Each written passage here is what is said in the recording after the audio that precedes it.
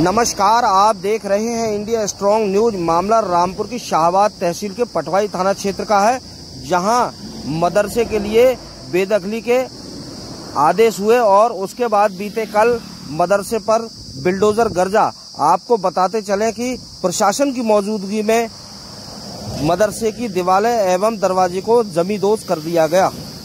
देखिए हमारी खास खबर।